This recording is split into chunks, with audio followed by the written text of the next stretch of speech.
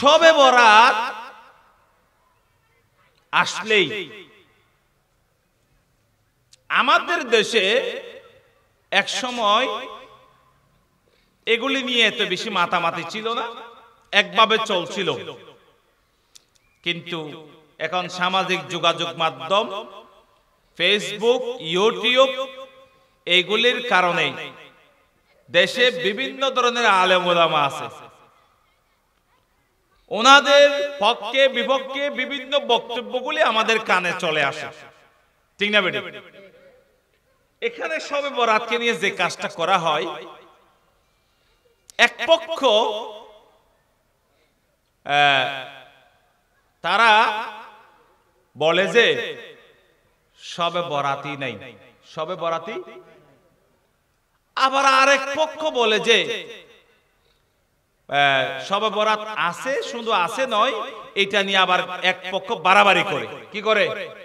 যা করার কথা নয় তা করে।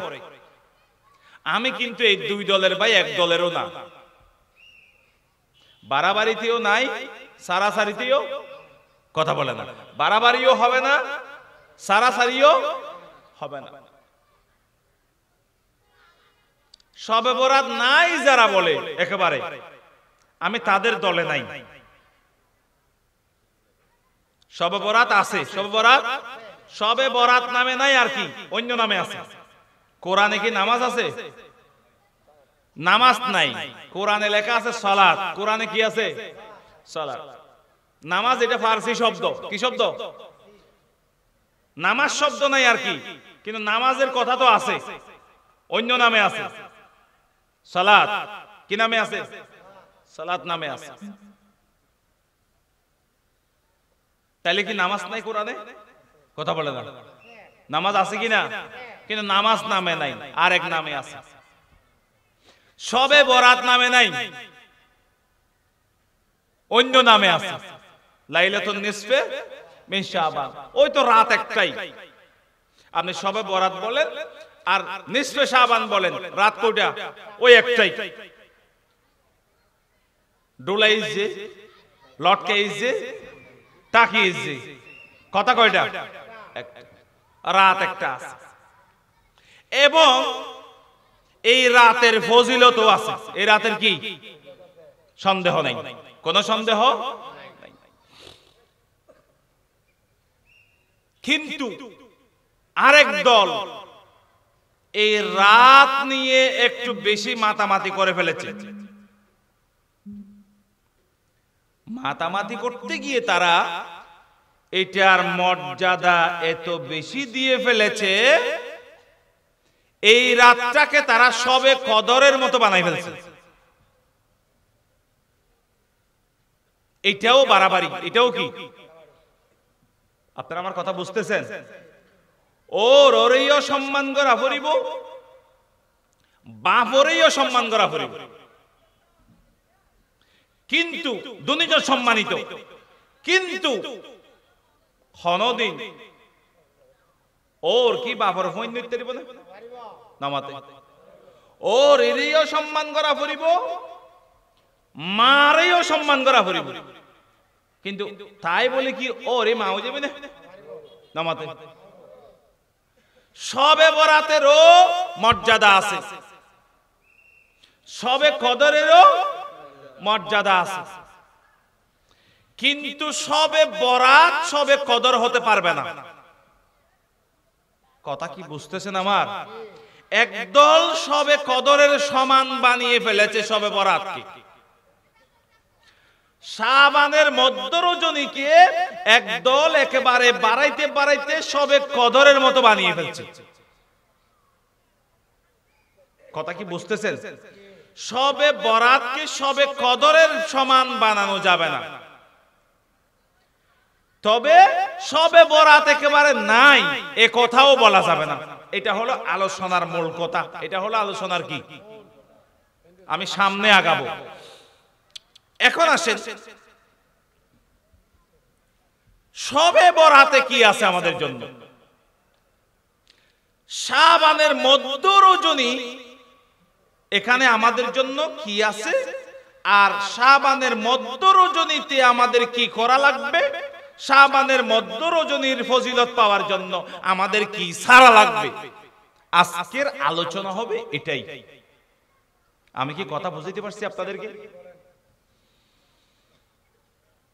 قال رسول الله صلى الله عليه وسلم إن الله لا يطلع في ليلة النصف من شعبان فيغفر لجميع خلقه إلا لمشرك أو مشاحن। নবী করিম সাল্লাল্লাহু আলাইহি ওয়াসাল্লাম বলেন, শাবানের মধ্য রজনীতে আল্লাহ তাআলা তার সৃষ্টি জগতের দিকে, বান্দাদের দিকে স্পেশাল নজর দেন। আলহামদুলিল্লাহ। তারপরে কি করেন? ফায়াগফিরু লিজামিই খালকিহি, এরপরে তিনি সৃষ্টি জগতের সকলকে তিনি ক্ষমা করে দেন। দুই শ্রেণী ছাড়া। কয় শ্রেণী? কয় শ্রেণী? কথা বলতে হবে। কয় শ্রেণী? ইল্লা লিমুশরিকিন আও মুশাহিনিন, যাদেরকে শবে বরাতে ক্ষমা করা হবে না তাদের এক দল হলো যাদের আমলনামার ভিতরে শিরিক পাওয়া যাবে। আমলনামার ভিতরে কি? আরেক শ্রেণী হলো যাদের অন্তরের ভিতরে হিংসা বিদ্বেষ পাওয়া যাবে। কয় শ্রেণী? মাত্র দুই শ্রেণীকে ক্ষমা করা হবে না, আর বাকি সবাইকে কি করা হবে? ক্ষমা করা হবে, সবাইকে মাফ করে দেওয়া হবে। আলহামদুলিল্লাহ বলে।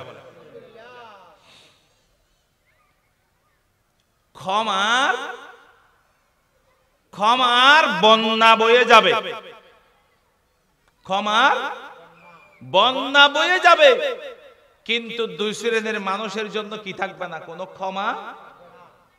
এক নাম্বার হলো যাদের আমলনামার ভিতরে কি আছে, আর কি আছে? অন্তরে হিংসা বিদ্বেষ আছে। দেখুন, লাইলাতুল কদরের ব্যাপারে খুব খেয়াল করতে হবে। লাইলাতুল কদর আর শবে বরাতের পার্থক্য কোথায় দেখেন? লাইলাতুল কদরের ব্যাপারে রাসূলুল্লাহ সাল্লাল্লাহু আলাইহি ওয়াসাল্লামের আমল ছিল, রমজানের যখন শেষ দশক চলে আসতো তিনি কি করতেন? তিনি শাদ্দা মিজারাহু, হাদিসে বলা হয়েছে শাদ্দা মিজারাহু, তিনি পরনের কাপড়কে শক্তভাবে বাঁধতেন। কি জন্য? মারামারি করার জন্য না, ইবাদত। ওয়া আহয়া লাইলাহু, তিনি সারা রাত জেগে জেগে ইবাদত করতেন। আর কি করতেন? শুধু নিজে না, ওয়া আইকাযা আহলাহু, এবং পরিবারের যারা আছে তাদেরকেও তিনি ঘুমাইতে দিতেন না। আয়েশা উঠো, ফাতেমা উঠো, অমুক উঠো, এইভাবে তিনি ডাকাডাকি করে নিজেও রাত জেগে জেগে ইবাদত করতেন। পরিবারের যারা আছে তাদেরকেও তিনি জাগাই দিতেন রমজানের। আপনারা আমার সাথে নাই? রমজানের শেষ 10 দিনে, রমজানের কি জন্য? কদর তালাশ করার জন্য। তাহাররাউ লাইলাতাল কদরি মিনাল আশরিল আওয়াখির মিন রমাদান। রাসূলুল্লাহ বলছেন, রমজানের শেষ দশকে প্রত্যেক বিজোড় রাতে তোমরা কদর তালাশ করো। আর এই কদর তালাশ করার জন্য রমজানের শেষ দশক পুরাটাই আল্লাহ নবী নিজেও রাত জাগতেন, পরিবারে যারা আছেন তাদেরকেও রাত জাগার জন্য তিনি ডেকে দিতেন। এইরকম গুরুত্বটা সবে বরাতের ব্যাপারে দেওয়া হয় নাই, কিন্তু সবে বরাতটাও একটি ফজিলতপূর্ণ রাত, এবং সবে বরাতের রাতে দুই শ্রেণী ছাড়া আল্লাহ তাআলা সৃষ্টি জগতের সবাইকে মাফ করে দেন, আলহামদুলিল্লাহ। এখন আসেন সবে বরাতের কাজ কি? সবে বরাতে ইবাদত, কেউ যদি সবে বরাতের দিন একটু তাহাজ্জুদের নামাজ পড়ে গুনাহ হবে, আমি সেটা বলতেছি না। কেউ যদি একটু কোরআন তেলাওয়াত করে গুনাহ হবে, আমি কিন্তু সেটা বলছি না, কথা বুঝবেন। সবে বরাতের ব্যাপারে যেটা পাওয়া যাচ্ছে সেটা হচ্ছে সবে বরাতে করার চাইতে সারার বিষয় বেশি। কি বলছি? কদরের ব্যাপারে হলো করা, কদরের ব্যাপারে কি, আর সবে বরাতে সারা। বুঝতেছেন কথা? কদরে কিন্তু করার ব্যাপার আছে, ওঠো ওঠো, নামাজ পড়ো, তাহাজ্জুদ পড়ো, তেলাওয়াত করো, এইটা করো, সেটা করো, এগুলি কদরে বেশি, এগুলি কি। আর সবে বরাতে সারার বিষয় বেশি। কি বলছি? একটা হলো করার বিষয়, আর একটা কি, সারার বিষয়। সবে বরাতে যেটা আপনাকে দেওয়া হবে এটা হলো একটা বোনাস। এটা কি? সারা বছর আপনি আল্লাহর ইবাদত করেছেন, আল্লাহর গোলামি করেছেন। ওই চাকরিজীবীরা যেমন, যারা চাকরি করে স্কুলে, কলেজে, মাদ্রাসায়, বিভিন্ন প্রাইভেট কোম্পানিতে, তাদেরকে বছরে 2-3 উৎসব ভাতা দেওয়া হয় না, বোনাস দেওয়া হয় না। বোনাসটা কারে দেওয়া হয়? যারা নিয়মিত চাকরি করে, সারা বছর চাকরি করে, বোনাসটা তারা পায়। কথা কম, ঠিক কিনা? সারা বছর চাকরি না করলে বোনাস আছে? নাই। সারা বছর যারা আল্লাহর গোলামি করে, সবে বরাতের দিন আল্লাহ তাআলা তাদেরকে স্পেশাল একটা বোনাস দেন, আলহামদুলিল্লাহ। এখানেই আমাদের বোঝার সমস্যা। দেখেন, সবে বরাতের রাতে আপনি যদি 1000 রাকাত যদি নামাজ পড়েন, এগুলি কি ফরজ নামাজ নাকি নফল নামাজ? কথা বলেন। সবে বরাতের রাতে যদি সারা রাত কোরআন তেলাওয়াত করেন, এটা কি ফরজ আমল হলো নাকি নফল আমল হলো? সবে বরাতের রাতে যদি সারা রাত জিকির করেন, এটা কি ফরজ আমল হলো নাকি নফল আমল হলো? সব নফল। সেই দিনের এশারের নামাজটা কি নফল না ফরজ? ফজরের নামাজটা নফল না ফরজ? অনেক মুসল্লি দেখবেন সারা বছর নামাজ নাই, ঠিক না? কিন্তু ওই দিন কিন্তু সবে বরাতের রাত সারা রাত জাগবে। এমন হইতে পারে 2 ঘন্টা, 4 ঘন্টা, 5 ঘন্টা, 1টা, 2টা পর্যন্ত ইবাদত করেন। আগে কি করেন? আপনি এশারের নামাজটা জামাতে পড়েন, ফজরে ফরজ নামাজটা জামাতে পড়েন। এইটা যদি আপনি সিরিয়াসলি নিতে পারেন, আপনার যদি ফরজ কাজা না হয়, তাহলে আপনি মাঝখানে আরো যা মন চাই আপনি ইবাদত করেন, কোনো সমস্যা। কিন্তু সারা বছর আপনার কোনো ফরজের খবর নাই, ওই সবে বরাতের এক রাতে আপনি কিছু একটা করে ফেলবেন, মসজিদে গিয়ে ধাক্কাধাক্কি করবেন। বিশ্বাস করুন, এখানে এইরকম মুসল্লির জন্য সবে বরাতে কিছুই রাখা হয় নাই। আমি কি আপনাদেরকে কথা বুঝাইতে পারতেছি? এটা হলো সারা বছর যারা ইবাদত করেছে তাদের জন্য। সবে বরাতের বোনাস কার জন্য? সারা বছর যারা কি করেছে? ইবাদত করেছে। সারা বছর যদি আপনি আল্লাহর গোলামি করে থাকেন আর দুইটা খারাপ জিনিস থেকে যদি আপনি মুক্ত থাকেন, কয়টা? আপনি ফজর এশারের নামাজ যদি শবে বরাতের রাতে এশারের নামাজটা যদি আপনি যদি জামাতের সাথে পড়ে আর ফজরটা যদি আপনি জামাতে পড়বেন এই নিয়তে আপনি যদি ঘুমিয়েও থাকেন, আল্লাহ তাআলা ওই রাতে ঘুমের ভিতরে আপনাকে মাফ করে দিতে পারে। কিন্তু আপনি যদি যে দুইটা জিনিস ছাড়ার কথা, কয়টা জিনিস?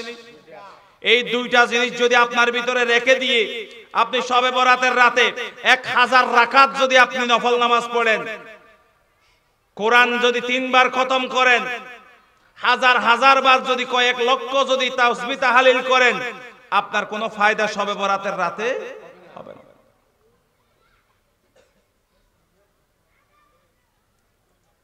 আল্লাহ তাআলা সবাইকে মাফ করে দিবেন। ফায়াগফিরু লিজামি'i খালকিহি, শাবানের মধ্য রজনীতে সৃষ্টি জগতের উম্মতে মুহাম্মাদের সকলকে তিনি ক্ষমা করে দিবেন। তবে দুই শ্রেণীর মানুষকে তিনি ক্ষমা করবেন না। কয় শ্রেণী? এক শ্রেণীর মানুষ হলো যাদের আমলনামার ভিতরে যাদের শিরিক থাকবে, আর এক শ্রেণীর মানুষ হলো যাদের অন্তরের ভিতরে মানুষের প্রতি হিংসা বিদ্বেষ থাকবে। এই মানুষগুলির গুনাহ আল্লাহ শবে বরাতের রাতেও তিনি ক্ষমা করবেন না। নাউজুবিল্লাহ। কয়টা অপরাধ করা যাবে না? একটা কি? আর একটা কি? হিংসা, শিরিক। আজকের এই মাহফিল থেকে, মাহফিল কতক্ষণ চলবে আমি জানি না, রাতের 12টা পর্যন্ত যদি মাহফিল চলে, আমার আগে এক বক্তা আলোচনা করেছে, আমি করলাম ঘন্টা দেড়েক, আমার পরে হবে হয়তো 2 ঘন্টা, মোটে 4-5 ঘন্টা ওয়াজ। এই যা হয়েছে যা হবে, এই সমস্ত ওয়াজ থেকে মাত্র 2টা জিনিস যদি আপনি নিয়ে যেতে পারেন, আজকে আপনার ওয়াজ সফল, আলহামদুলিল্লাহ। একটা হলো 2টা জিনিস মনে রাখতে হবে। কয়টা? একটা সিদ্ধান্ত যদি নেওয়া যায়, আমার জীবনে আমার আমলনামায় আমি শিরিকের কোনো জায়গা দেব না। আরেকটা হলো আমার অন্তরে আমি হিংসাকে জায়গা দেব না। কয়টা? আপনি এখন তো রাসূল নাই, রাসূল তো সরাসরি অনেক ক্ষেত্রে বলেছেন যে আবু বকর ফিল জান্নাহ, আবু বকর জান্নাতি, ওমর ফিল জান্নাহ, ওমরও জান্নাতি, ওসমান ফিল জান্নাহ, ওসমান জান্নাতি, আলী ফিল জান্নাহ, আলী জান্নাতি। এইভাবে রাসূল কোন কোন সাহাবীদের নাম ধরে ধরে বলতেন যে অমুক সাহাবী জান্নাতি। এমনও আছে রাসূল বললেন, এই সাহাবীরা শোনো, একটু পরে আমার এখানে এক লোক আসবে, একটু পরে আমার এখানে এক লোক আসবে, সেই লোকটা জান্নাতি। সেই লোকটা কি? জান্নাতি। এরকম কিছুক্ষণ পরে দেখা গেল এক সাহাবী আসছে। আরেকদিন এরকম ঘটনা ঘটলো যে কিছুক্ষণ পর একটা লোক আসবে, লোকটা জান্নাতি।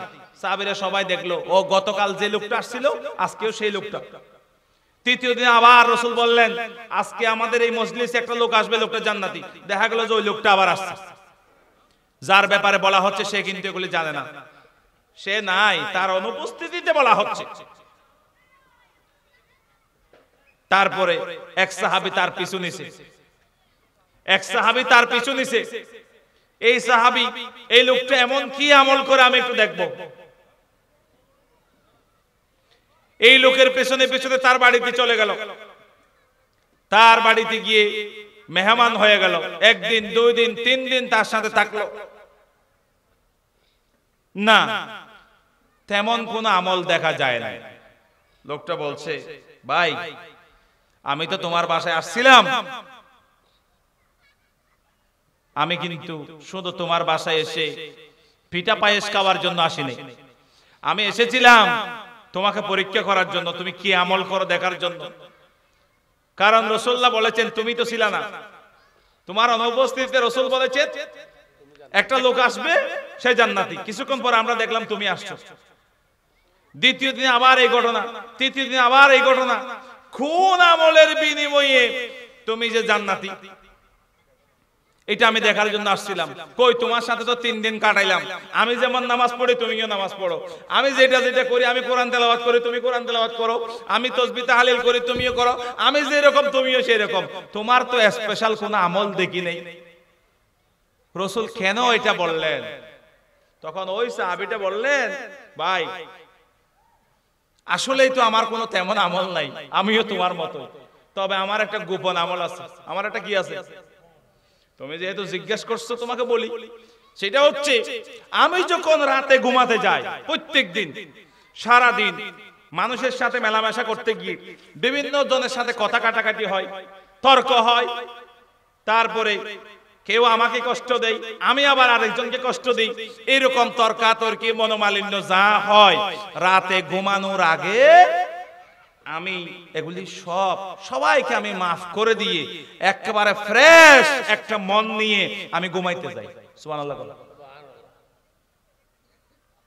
হয়তো এই একটা আমলের কারণে রাসূল আমার ব্যাপারে এরকম বলতে পারে।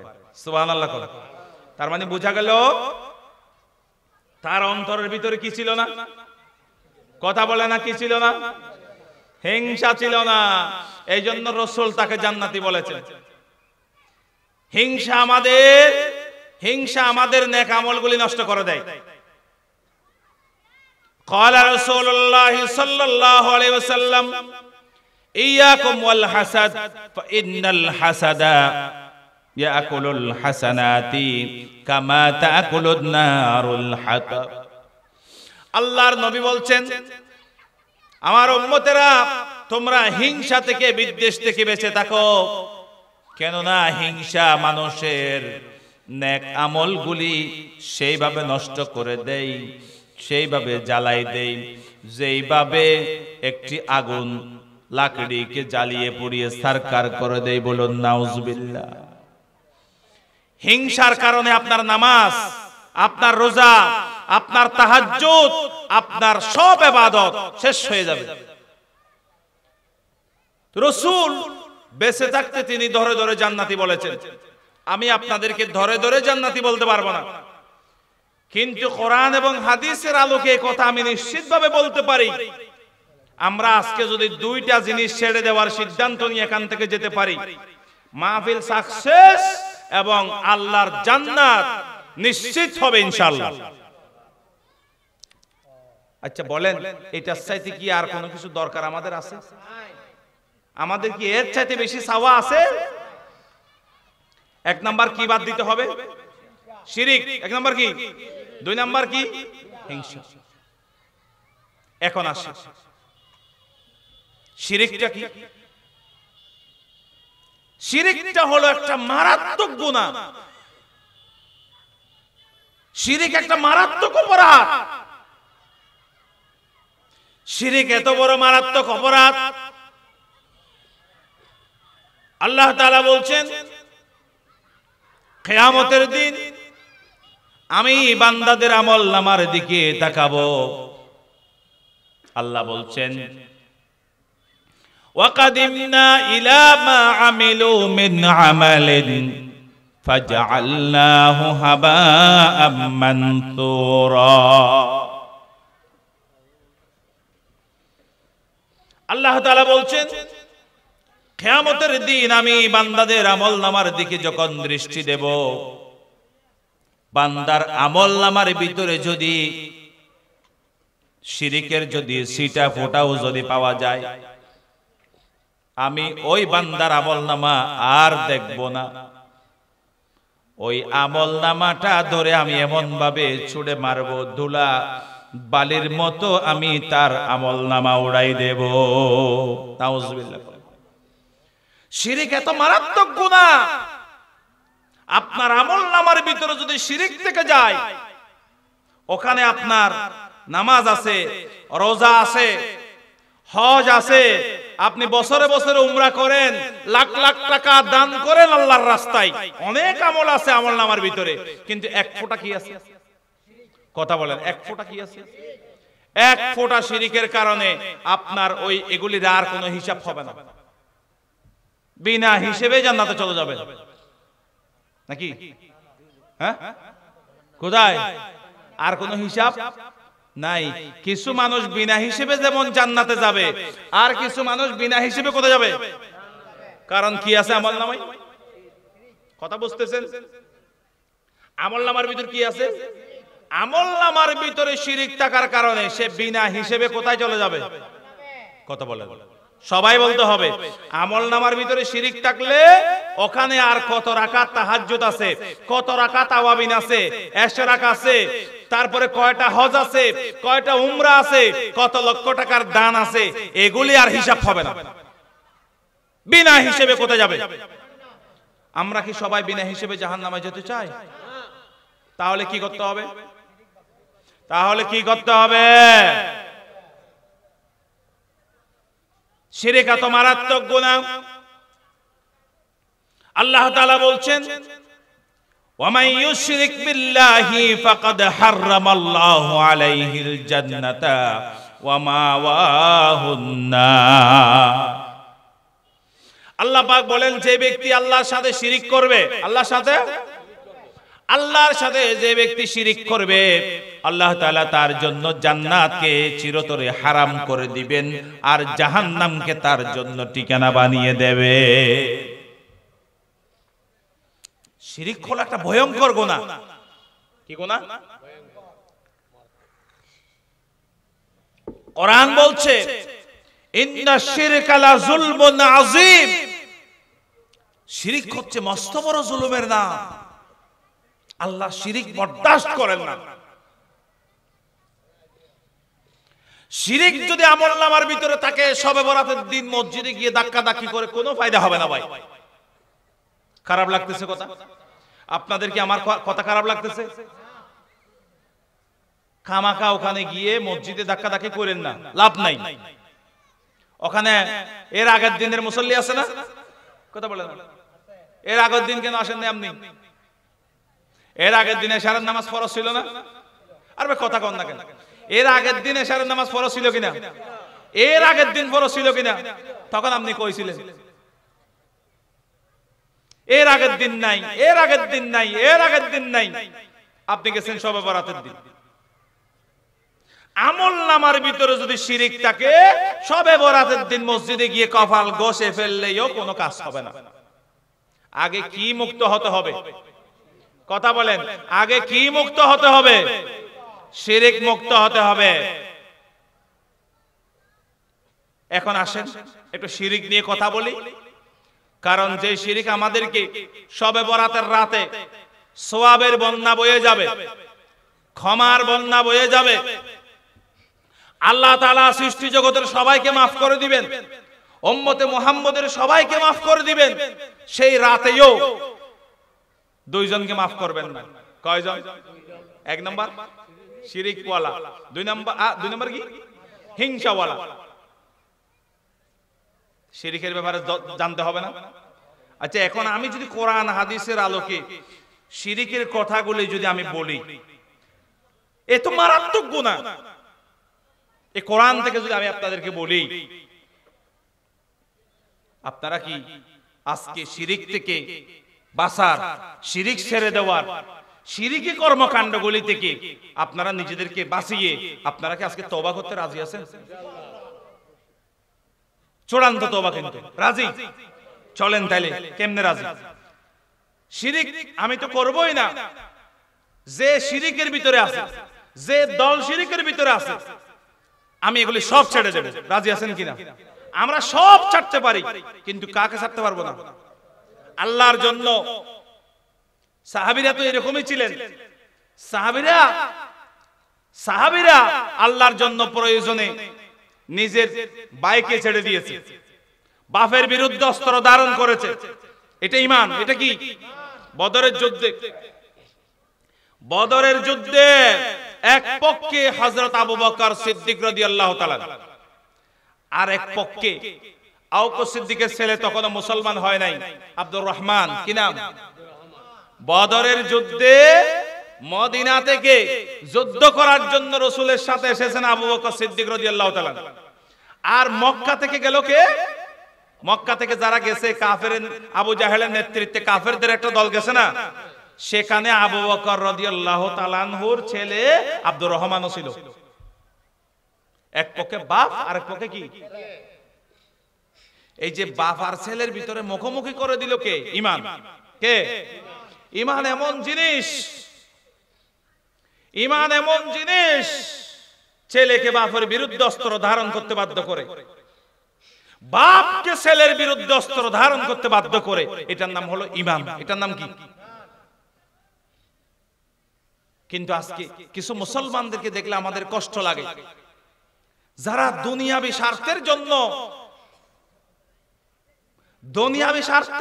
এমন এমন কাজ করে, এমন এমন জায়গায় তারা চলাফেরা করে, উঠা বসা করে, যার কারণে তার ঈমান নষ্ট হয়ে যাচ্ছে, যার কারণে তার সাথে আল্লাহর সম্পর্ক নষ্ট হয়ে যাচ্ছে। অথচ সাহাবীরা ছিলেন, তারা ঈমানের কারণে পিতা পুত্রের বিরুদ্ধে, পুত্র তার পিতার বিরুদ্ধে দাঁড়িয়ে গিয়েছিল। কথা বলেন ঠিক কিনা?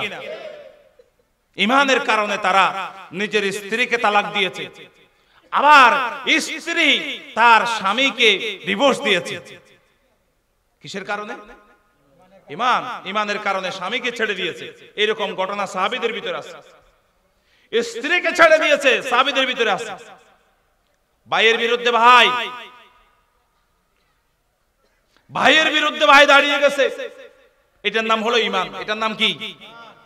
কিন্তু আজকে মুসলমানদের ভিতরে আমরা লক্ষ্য করছি, তারা আজকে দুনিয়াবী স্বার্থের কারণে কোরআনে স্পষ্ট থাকার পরেও, হাদিসে স্পষ্ট থাকার পরেও তারা আজকে বিভিন্ন শিরকি কর্মকাণ্ডের সাথে জড়িয়ে গেছে। ওই দল ছাড়তে পারবে না, ঈমান চলে গেলে চলে যাক, কি ছাড়তে পারবে না? দল ছাড়তে পারবে না, নেতা ছাড়তে পারবে না, ওই দুনিয়াবি বস্তা বসা রাজনীতি সে ছাড়তে পারবে না। এটা কি হওয়া উচিত? আপনারা বলেন, এটা কি হওয়া উচিত?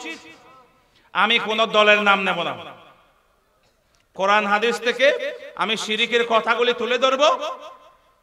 আপনারা কিন্তু আমার সাথে ওয়াদা করছেন, যেখানে শিরিক সেখানে আমরা নাই, যেখানে শিরিক সেখানে আমরা অতীতে ভুল করে থাকলেও আমরা আজকে যদি জানি যেখানে শিরিক, আমরা সেখান থেকে তওবা করে চলে আসবো। রাজি? আপনারা রাজি? চলেন তাহলে আমরা এবার দেখি বান্দা শিরিক কিভাবে করে। বান্দা আল্লাহর সাথে চার ভাবে শিরিক করে। কয় ভাবে? চার ভাবে শিরিক করে। এক, বান্দা শিরিক করে আশিরকু ফিজ জাত, আল্লাহর জাতের সাথে বান্দা শিরিক করে। কার সাথে? কিভাবে করে? আল্লাহ তাআলা তিনি তো লা শারীক, তিনি কি? লাম ইয়ালিদ ওয়া লাম ইউলাদ, তিনি কাউকে জন্ম দেন নাই, তাকেও কেউ জন্ম দেন নাই। তিনি জন্ম দেন নাই, তাকেও কেউ।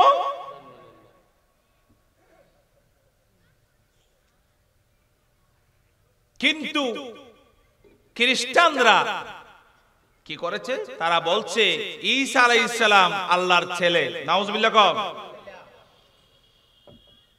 মরিয়মকে তারা আল্লাহর স্ত্রী বানিয়েছে। এটা হলো আল্লাহর জাতের সাথে শিরিক হলো। কিসের সাথে? দুই নম্বরে হলো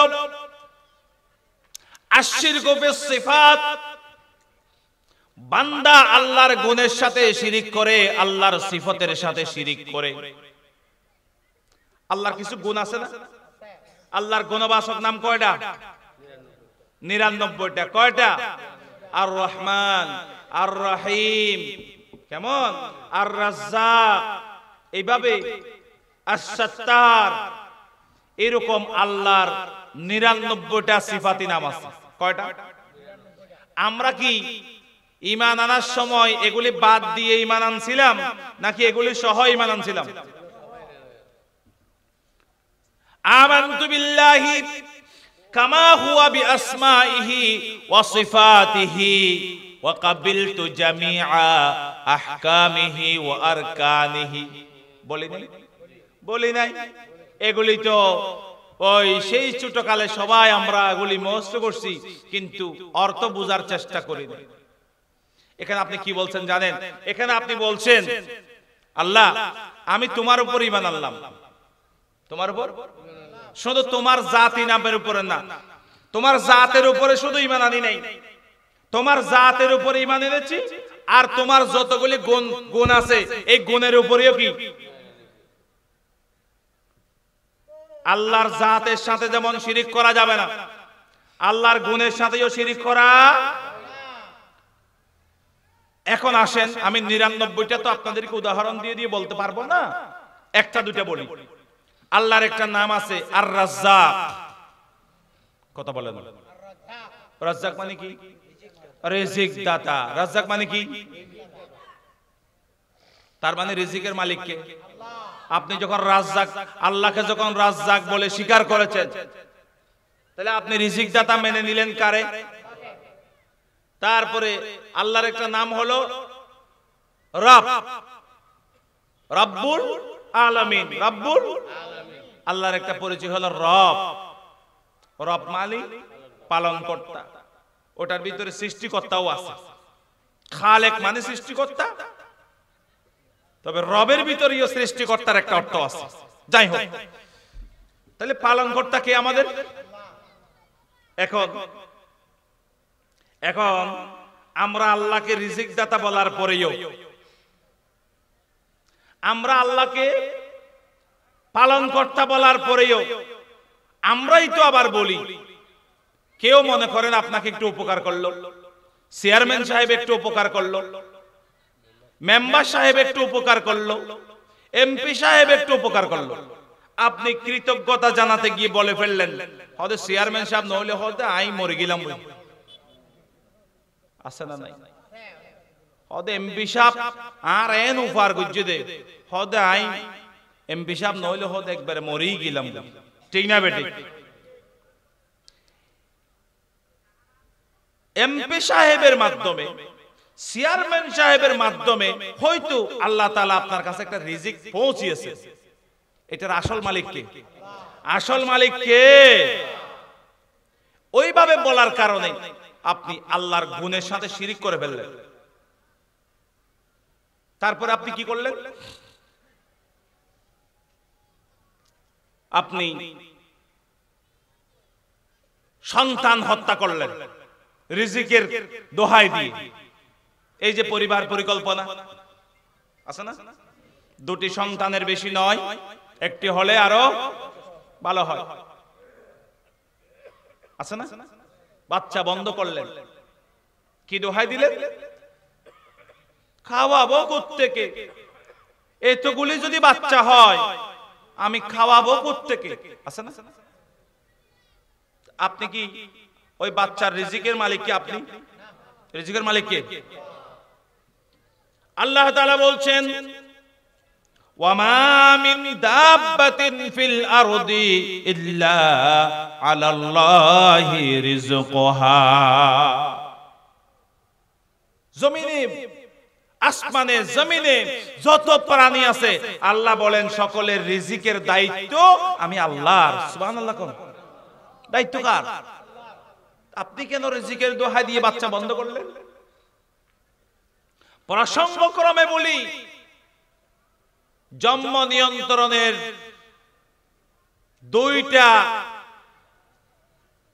দুইটা দিক আছে। একটা হলো নাজায়েজ আর একটা হলো কি জায়েজ। একটা নাজায়েজ আর একটা কি? কারণ এটা না বললে আপনি আবার আপনার অসুস্থ স্ত্রীটাকেও আপনি কি করবেন? মেরে ফেলবেন।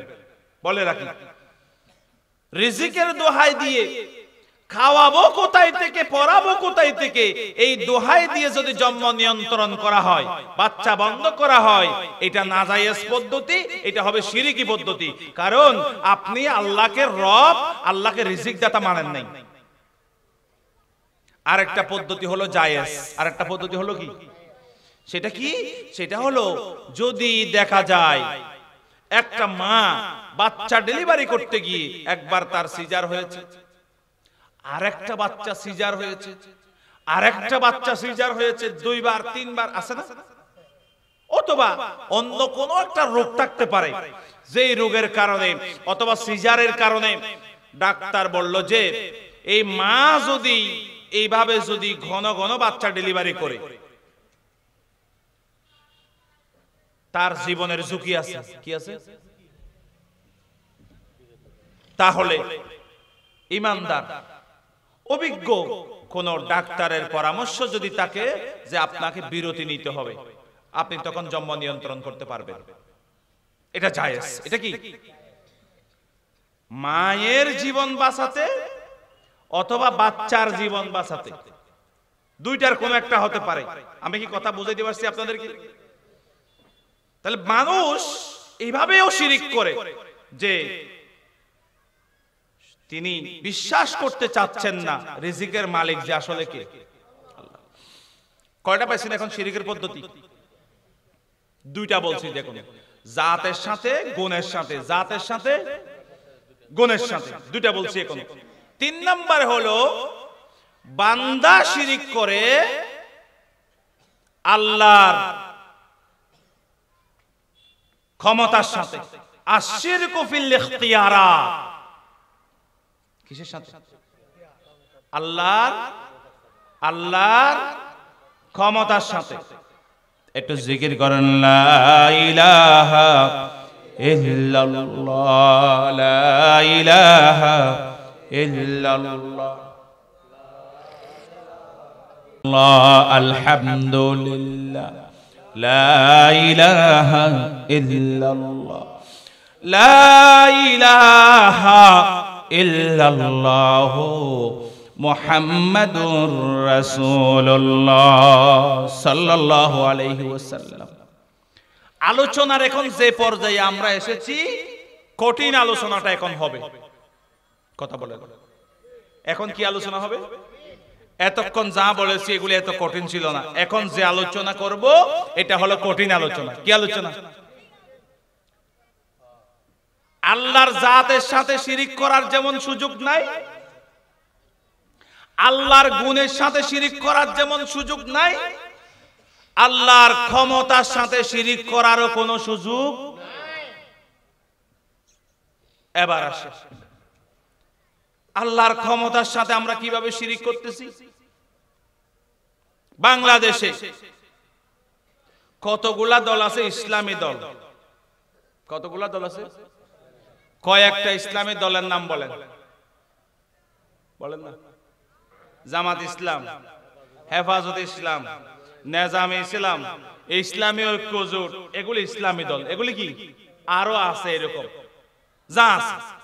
আর কতগুলো ইসলাম সারা দল আছে। ইসলাম সারা কি? ইসলাম সারা দল যেগুলি আছে, শুনতেছেন আপনারা কথা? ইসলাম সারা দল যেগুলি আছে, তাদের দলীয় গঠনতন্ত্রের মূল কথা হলো সকল ক্ষমতার উৎস জনগণ। আমি কি আওয়ামী লীগের নাম ধরছি? আমি কি বিএনপির নাম ধরছি? আমি কি জাতীয় পার্টির নাম ধরছি? শুধু আওয়ামী লীগ আমার সাথে গুসা করার কোনো কারণ আছে? শুধু বিএনপি রাগ করার কোনো কারণ আছে? আমি সবার কথা বলছি। আওয়ামী লীগ বলেন, বিএনপি বলেন, জাতীয় পার্টি বলেন, যেগুলি ইসলাম ছাড়া দল আছে, সব দলের মূল কথা হলো জনগণ সকল ক্ষমতার উৎস। কথা বলেন, জনগণ সকল ক্ষমতার উৎস। আর আল্লাহ বলতেছেন আন্নাল কুওয়াতা লিল্লাহি জামিআ ইন্নাল্লাহা আলা কুল্লি শাইইন কাদির। আল্লাহ কি বলতেছেন? সকল ক্ষমতার উৎস হলে আল্লাহ। সকল ক্ষমতার উৎস কে? আপনারা কিন্তু আমার সাথে ওয়াদা করেছিলেন যেখানে শিরিক সেখানে আমরা নাই। এখন ওয়াদা পূরণ করতে হবে। যেই সকল দলের ভিতরে, যেই সকল দলের গঠনতন্ত্রের ভিতরে এই কথা লেখা আছে সকল ক্ষমতার উৎস জনগণ, এই কথা যেখানে যেখানে লেখা আছে, যেই দলে লেখা আছে, আপনারা কি ঈমান বাঁচাতে হলে ওই দলের ভিতর থাকার সুযোগ আছে? এখন কি ঈমান বাঁচাবেন নাকি এই সমস্ত দল ছাড়বেন? কথা বলেন। এখন আপনি দেখেন, খবর নিয়ে দেখেন, বাংলাদেশের একটা সংবিধান আছে না, এখানেও এই কথাটাই লেখা আছে, সকল ক্ষমতার উৎস জনগণ। আর ইসলাম ছাড়া অন ইসলামী দল যেগুলি আছে সব দলে এই কথা লেখা আছে। আমি তো বলে মাইকে বলতেছি, এদিকে একটা ভিডিও হচ্ছে, এদিকে একটা ভিডিও হচ্ছে। আমি যদি ভুল বলি, আমি যদি মিথ্যা কথা বলি, রেকর্ড আছে না? হ্যাঁ, প্রমাণ করেন আছে কিনা দেখেন। সব দলে আছে, ইসলাম ছাড়া যেগুলি দল আছে সব দলের কথা হলো সকল ক্ষমতার উৎস জনগণ। আর কোরআন বলছে সকল ক্ষমতার উৎস কে? যেই সকল দলে কোরআন বিরোধী কথা লেখা আছে, এই দল করা কি মুসলমানের জন্য জায়েজ হতে পারে? যেখানে শিরকি কথা লেখা আছে, এই ধরনের দল করার কি মুসলমানের কোনো অধিকার আছে, কোনো সুযোগ আছে? এখন এইগুলি নিয়ে বা এইসবে বরাতে গিয়ে কি হবে আমারে বলেন? আমরা তো শিরকের ভিতরে ডুবে আছি। গোটা দেশ, গোটা সমাজ, গোটা জাতি আমরা তো শিরকের ভিতরে ডোবা। আপনাদেরকে বলতে হবে, আজকে চিল্লাই বলতে হবে, সকল ক্ষমতার উৎস কে? সকল ক্ষমতার উৎস কে? হয় নাই, হয় নাই। নির্বাচনের সময় আপনারা স্লোগান মারেন না? এরকম আওয়াজ কি এরকম? আমি দেখছি তো আপনাদের নির্বাচন, আমি আসছিলাম তো, কতজন বেহুশ হয়ে গেছে মিছিল করতে করতে, ঠিক না? একজন তো বেহুশ হন নাই। নেতার ভালোবাসা বেশি হবে না আল্লাহর ভালোবাসা বেশি হবে? আর চিল্লায় বলতে হবে আজকে, সকল ক্ষমতার উৎস কি জনগণ নাকি সকল ক্ষমতার উৎস আল্লাহ? যেখানে লেখা আছে সকল ক্ষমতার উৎস জনগণ, যেখানে যেখানে লেখা আছে এই শিরকি কথা যে সমস্ত দলে লেখা আছে, আমরা কি ওই সমস্ত দলে থাকতে পারি? এখন না বললে মাহফিলে এসে আপনি না বলবেন, বিতরের নামাজ পড়ার সময় আপনি না বলবেন, কিন্তু ও আবার কাঁচা থেকে বের হলে আপনি আবার হ্যাঁ বলেন। এটা কি? এটা হলো মুনাফিক। এটা কি? বিতরের নামাজ একটা দোয়া কোনত আছে না, এখানে আপনি কি করেন? ওয়ানাখলাউ ওয়ানাতরুকু মাইয়াবজুরুকা আছে না? কি বলছেন এখানে? আপনি বলছেন যে, এখানে আপনি বলছেন যে আল্লাহ, এই দেখেন এদিকে তাকান, আল্লাহ কি অবস্থা হলো। ও মহিলারা শুনতেছে, মা বোনেরা দেখেন, এটা মা বোনদের জন্য খুব জরুরি, এটা তাদের জন্য ওয়াজ। দেখেন আমরা কি বলছি বিতরের নামাজে? ওয়ানাখলাউ, কথা বলতে হবে, ওয়ানাখলাউ ওয়ানাতরুকু মাইয়াবজুরুকা। আল্লাহ, যারা তোমার বিরোধিতা করে, যারা তোমার নাফরমানি করে, যারা তোমার আইন মানে না, যারা তোমার হুকুম মানে না, আমরা তাদেরকে ছেড়ে দিলাম। আমরা তাদেরকে বিতরের নামাজে আপনি তো সেই সকল দলকে, সেই সকল নেতাকে আপনি তো তালাক দিয়েছেন যারা আল্লাহর আইন মানে না। যারা আপনি আবার দিনে ওই আমার ভাই তোমার ভাই জিন্দাবাদ কেমনে দেন? কথা বলে দেওয়া যাবে? দেওয়া যাবে? তো যারা এখানেও আছে ওখানেও আছে, কথা বলে না, এখানেও আছে। মাহফিলে আপনারা কিন্তু এখন একজনও কিন্তু বলেন নাই এখানে জনগণ সকল ক্ষমতার উৎস, এটার পক্ষে কে কে আছে? হাত তোলেন, বুঝে হাত তোলেন। জনগণ সকল ক্ষমতার উৎস এই কথার সাথে যারা একমত তারা হাত তোলেন। তার মানে এখানে সব সুইচ অফ, মানে একটাও নাই। এবার বলেন জনগণ সকল ক্ষমতার উৎস আল্লাহ, এই কথার সাথে যারা একমত তারা হাত তোলেন। তার মানে এখানে সবাই পাক্কা ইমানদার, হাত নামান।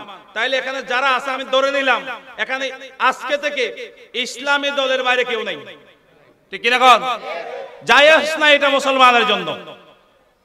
জায়েজ নাই, কারণ যেখানে শিরিক সেখানে মুসলমান থাকতে পারে না। আর এখানে আপনারা হাত তুলছেন, আবার এখান থেকে গিয়ে মাহফিল থেকে গিয়ে আপনি যদি ওখানে স্লোগান দেন তাইলে এটা হবে মুনাফিকি। এটা হবে কি? কারণ আল্লাহ মুনাফিকের চরিত্র সম্পর্কে বলছে। তারা কি করে? তারা যেখানে যায় জ্বর জিজ্ঞা নামাতে, জ্বর জিজ্ঞা সুবিধাবাদ জিন্দাবাদ, এটা হলো মুনাফিকের আলামত। এটা কি? আমরা কি মুনাফিক হয়ে মরতে চাই? আল্লাহ তাআলা বলছেন ওয়াইদা লাকুল্লাযিনা আমানু ক্বালু আমান্না ওয়াইদা খালাউ ইলা শায়াতিনহিম ক্বালু ইন্না মাআকুম ইন্নামা নাহনু মুস্তাহজিউন। আল্লাহ বলছেন মুনাফিকরা হলো এরকম, তারা যখন ভালো মানুষের সাথে ইমানদারদের সাথে যখন মিলিত হয় ইমানদারদেরকে বলে আমরা আপনাদের সাথেই আছি। ইমানদার হলোর ফুয়ারে যখন যাইব তখন ইমানদার হলোর ফুয়ারে তাল মিলাইব। এই যে মনে করেন এখন বেক্ষুনা আতুলি হইলাম দেখি জনগণ সকল ক্ষমতার উৎস হইন নরা না কি হইন। আবার আবার ওই কিছু নেতা হলে যখন আইরে ডাকিব তখন আবার এড়ে যাইরে, এড়ে যখন হইব জনগণ সকল ক্ষমতার উৎস তখন আবার এড়ে যাইরও তাল মিলাই। আছে না নাই? ওয়াইদা খালাউ ইলা শায়াতিনহিম ক্বালু ইন্না মাআকুম, ইমানদারের হুঁয়ারে গেলে অদিয়ান দিয়ে বা তাল মিলাই। আবার ওই শয়তানের দলত যায়, আবার হদ না হদ আরা তো হদ আসলে অনরার পার্টি হতা হন, ঠিক কি না? আজিয়া পার্টি আজিয়া উগবা হন না, মাহফিল তাইলে উগবা, মাহফিল শেষ হইলে আর উগবা, মসজিদের ভিতরে পার্টি উগবা, মসজিদের তো বাইরে পার্টি। ইন কিয়র আলামত? ইন কিয়র? ইন হার আলামত। মুনাফিকের শাস্তি, মুনাফিকের শাস্তি হবে সবচাইতে কঠিন, কাফেরের চাইতেও কঠিন, কাফেরের চাইতেও মারাত্মক শাস্তি হবে মুনাফিকের। জাহান্নামের কয় স্তর? হয় নাই 7 স্তর। কয় স্তর? আল্লাহ তাআলা বলছেন ইন্নাল মুনাফিকিনা ফিদ দারকিল আসফালি মিনান নার, নিশ্চয় মুনাফিকদের ঠিকানা হবে জাহান্নামের একেবারে নিচের তলায়। জাহান্নামের কয় স্তর বলছি? জাহান্নামের একেবারে নিচের তলায় যারা থাকবে তারা মুসলমান, জাহান্নামের একেবারে উপরের তলায় যারা থাকবে তারাও মুসলমান। না শুনেন মুসলমান, আমি ঠিক বলছি, বুঝাই দেব। 2 তলায় মুসলমান। 2 তলায় কি? দাড়িওয়ালা, টুপিওয়ালা, নামাজওয়ালা 2 তলাতেই থাকবে, উপরের তলায়ও থাকবে নিচের তলায়ও থাকবে। আর কয় তলা? মাঝখানে আর কয় তলা? এই 5 তলাতে নির্ভেজাল কাফের, এখানে কোনো ইমানদার থাকবে না, কোন মুসলমান থাকবে না। 5 তলার মাঝে নির্ভেজাল কি বুঝতে লাগবে না? তালা হওয়া ওর তালা তো মুসলমান তাইব, নিচের তালা তো কি মাঝখানে হটালা। 5 তলার জোন আছে বেকুম কাফের, বেকুম কি এখন অনরাত থেকে জানতে মনে নহর ওর তালাতে নিচের তালা। 5 তলা তো জানানো ঘুরিব ওন তো বেজাল ছাড়া গুন কাফের, ঠিক না বেটি? এখন অনরা তো জানতে মনে নহর ওর তালা তাদের নিচের তালা খন কই দি ওর তালা তো মুসলমান, নিচের তালা তো কি ওর তালা জ্বলিব দি তোর দাড়িও তাইতে পারে, টুপিও তাইতে পারে, জুব্বা ভরিও তাইতে পারে, হজ উমরা তাইতে পারে। আবার নিচের তালা যারা আছে ইতরও এডি কিয়া টুপি টাফি দাড়ি তাড়ি বুঝছেন না, নামাজ দোয়া হজ ইন তাইতে পারে। কিন্তু ইতারার পরিচয় ভিন্ন। ইতারার পরিচয় কি? ওর তালা জুন তাইব ও নইলে ফাসেক মুসলমান। কি মুসলমান? নিচর তালা জুন তাইব ও নইলে মুনাফেক মুসলমান। কি মুসলমান?